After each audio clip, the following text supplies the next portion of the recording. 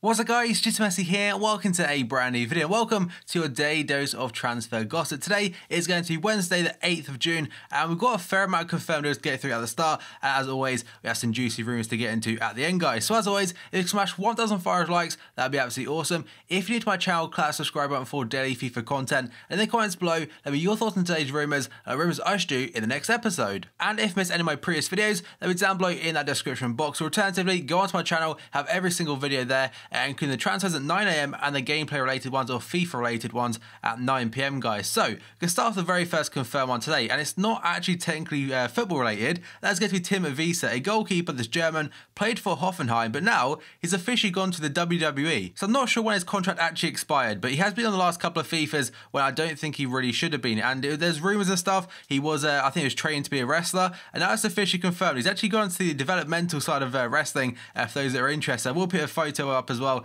And basically WWE, they tweet out as if it was a transfer, which is pretty damn cool. So yeah, not quite sure what to make of that one, but he will be in wrestling and I imagine appearing on TVs over the next like 2 or 3 years. And now we go on to a current player that's not current on FIFA, and that's going to be Emre Mor. I think he's playing in the Turkish national team at Euro 2016, and he's officially joined Borussia Dortmund. It's an undisclosed fee, but apparently some places are saying anywhere between 4 million euros and 9 million euros, which is around 7 million pounds if you count as the 9 mil. It's a 5-year contract for him. He's left at Nordsjælland, I think the name is, and I think it's a Danish club, but going to Dortmund, and there were a lot of clubs interested in him. And like I mentioned, I will be looking out for him at this tournament at Euro 2016. Now we go on to AUBAMEYANG, one that I actually covered last week, but it's been officially announced and stuff by both clubs now. Inter Milan he's gone to, and the club he left was Sevilla on a free transfer. So it was kind of known about 2 or 3 weeks ago this was done, but like I said, it's been confirmed now, and for Inter Milan, that's a very good signing for them. And it will be interesting to see how he fits in. Now we got on to Francesco Totti, the Roma legend, and he's actually signed a 1-year contract extension, which is fully deserved,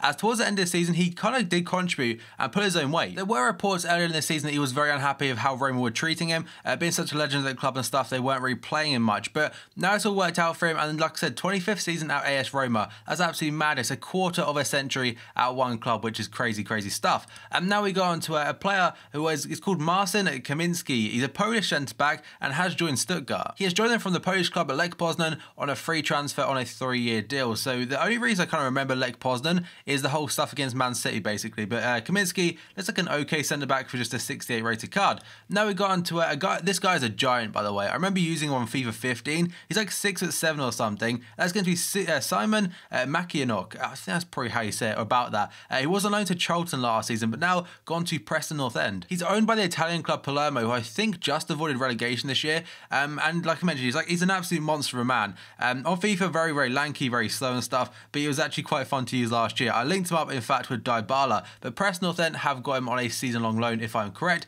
Now we've got Roy Keane. This is actually a managerial one. Him and also, what's his name, Martin O'Neill have both extended their contract with Republic of Ireland until 2018. And obviously he's got the Euros coming up in a few days. Now we go on to Kenneth Vermeer. The final goalkeeper has signed a new contract this time until 2020 for him. And the final one confirmed is going to be Youssef El Arabi, going to Udinese from Granada on a free transfer. That name rings a bell to me. I think he might have been a really good silver back on like FIFA 13 or FIFA 14, but either way, has joined the Serie A club Udinese. Now we've gone to potential ones. The very first one is going to be the whole Ronald Koeman situation. Apparently, it's very close to becoming a complete deal for Everton. And according to BBC Sport, they're saying that Everton have agreed a deal with Premier League rival Southampton that paves the way for Ronald Koeman to become their new manager. The Toffees will pay about £5 million compensation for the 53-year-old Dutchman who leaves the Saints after just 2 years in charge. Everton have been managerless since they sacked Roberto Martinez before the end of the season, and it's expected that Ronald Koeman will be appointed by Friday. And the BBC have also supplied us with an update regarding the transfer of Eric Bailly to Manchester United. The Ivory Coast centre-back apparently has actually already done his medical and stuff, has all passed, and it will be £30 million as the fee. And apparently he's set to become the first signing under Jose Mourinho as manager. And also the medical apparently is actually this week, so apologies about that. He has not completed it, but that's the only thing that's not been confirmed. Apparently the personal terms have been agreed, and the fun fact actually, Villarreal, they bought him for £4.4 million in January 2015, and just a year and a half later, they're selling him for 30. He also played in every game where Ivory Coast won the African Cup of Nations last year, so that is pretty cool for him. Now we go on to Leonardo Bonucci this time, the Juve centre-back. Apparently he's been chased by multiple Premier League giants. So according to La Stampa, Chelsea, City and also United are all chasing his signature of Bonucci, of course, with the Juve centre-back keen to reunite with Antonio Conte, who is Chelsea's new manager. So that'd be an interesting one to follow. A very good defender in real life and will be a very good good player, of course, for FIFA Ultimate Team next FIFA. Now we go on to Quincy Promes, I'm not sure how you say his name, but today it linked to Pochettino's Tottenham Hotspur. And this is according to Sport Express. They're saying the Tottenham manager, Mauricio Pochettino, is chasing Spartak Moscow winger Quincy Promes after scouting the 24-year-old on international duty for the Netherlands. There are also rumours that he's been linked to likes of Shane Long and stuff, but Promes, I know Netherlands are kind of struggling, but last season, stats-wise, he absolutely killed it. And not just based on this off FIFA, but he got into the team of seasons, which shows he's probably good enough to earn one. So that'll be quite an interesting one to look out for again in the next couple of weeks. And then we go on to Nemanja Matic, and United are probably quite dominantly featured in this episode, but yesterday, this was probably supposed to be in yesterday's episode, but basically Matic could be on his way and reunite with Jose Mourinho. And this is according to Gianluca Di Marzio, a guy that is very reliable in my opinion at least, and is Italian on Twitter. So I might leave his Twitter in the description if I remember. If not, just search Di Marzio and he will pop up. So basically, Manchester United have approached Chelsea with a view of signing Nemanja Matic in the summer transfer window. I don't think his country qualified for the Euros, which probably gives him up a bit of free time and stuff, but it would take a huge fee to get him. He may have had a poor season last year, but he'll probably brush it off because this guy, he was very pivotal in Chelsea actually winning the league the season before last. So him as a CDM, he's very instrumental as a big player. And now we got on though to Vincent Janssen, a Dutch forward who currently plays for, is it AZ Alkmaar possibly, but today linked to Tottenham. And this is according to Daily Mirror. They're saying that Tottenham are set to complete a move to bring AZ Alkmaar striker Vincent Janssen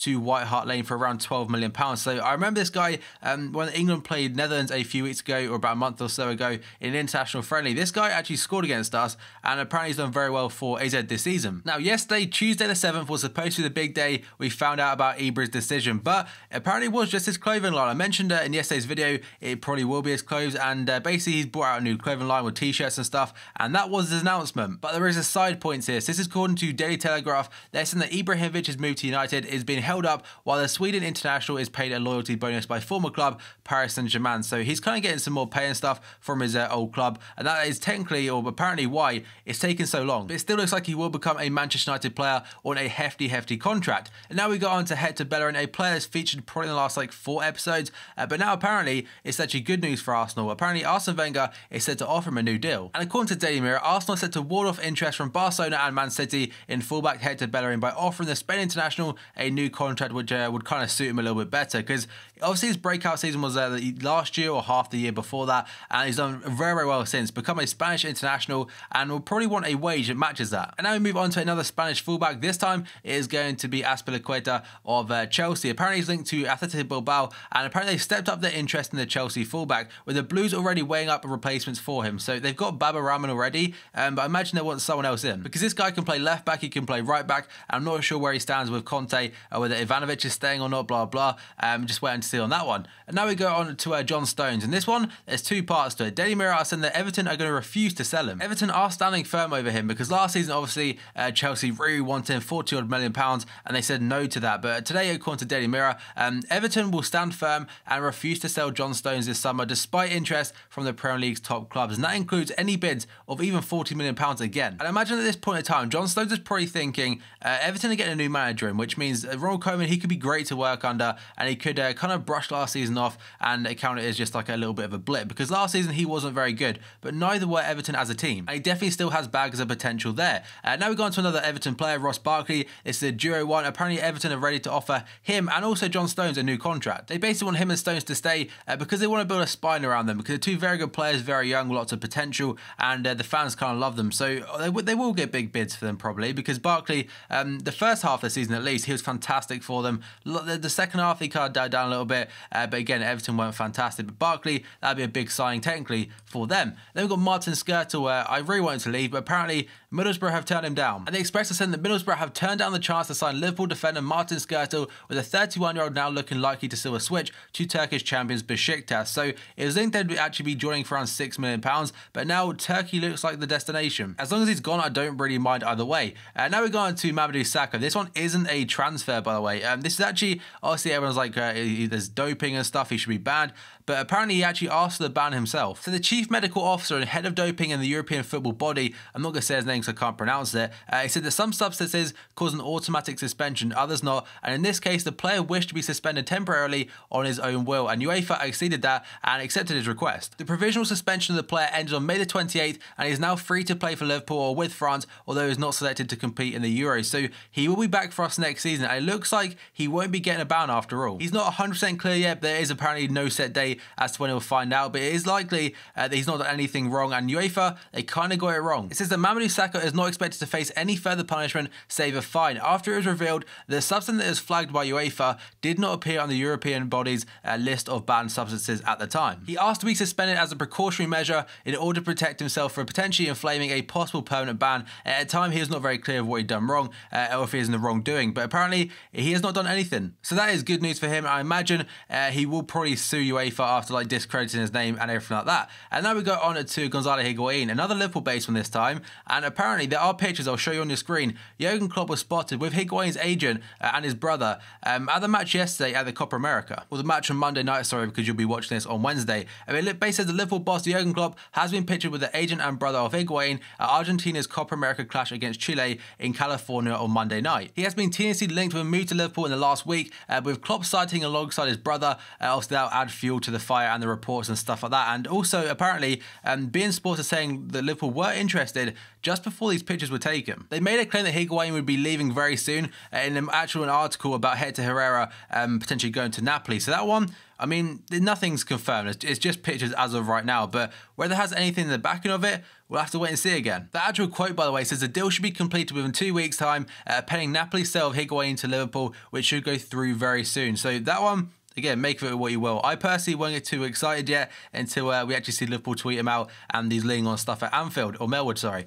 Now we go on to Pierre-Emerick Aubameyang. This one's huge, by the way. Apparently he's very close to joining Man City. There are 3 bits of news for this one. So first up, Gianluca Di Marzio broke the news. He said Man City is getting very close to Aubameyang of Borussia Dortmund. Contracts ongoing between the clubs, or contact, sorry, is the translation's a bit weird, and the striker. And then Sky Sports tweeted out saying they're in talks, and it looks like it could happen. There is one thing they haven't mentioned that a lot of other sites are saying. Man City are interested in signing Aubameyang, but Dortmund's asking price at this present time is too much. No talks at the moment regarding that. So I imagine, given how good he was or has been for the last couple of seasons, I imagine probably £60 million or so. But is £60 million in this market right now, is it that high? Because they paid £50 million last season for Raheem Sterling when technically the financial stuff from the league wasn't technically there. And £60 million is probably very tempting. I imagine probably most Premier League clubs could afford that, but they wouldn't be able to afford or be attractive to him because Champions League football and Pep with Aguero, De Bruyne, also with David Silva, there's so many, Gundogan. With Aubameyang in that mix, that is crazy stuff. And City have one hell of a team coming along if that is the case. So there are the rumours today, some very big ones, and I'm aware of, again, Van Dijk is in goal. That is there for Ronald Koeman, guys. So some big transfers, and hopefully tomorrow we kind of get an answer or a little bit more information regarding Ibra. So that concludes today's episode, guys. So as always, if you can smash 1,000 likes, that'd be absolutely awesome. If you're to my channel, click that subscribe button for daily FIFA content. In the comments below, let me know your thoughts on today's rumours and rumours I shoot in the next episode. Remember, any previous videos on my channel or in the description below, guys. So thank you for watching this video, and I'll see you next time.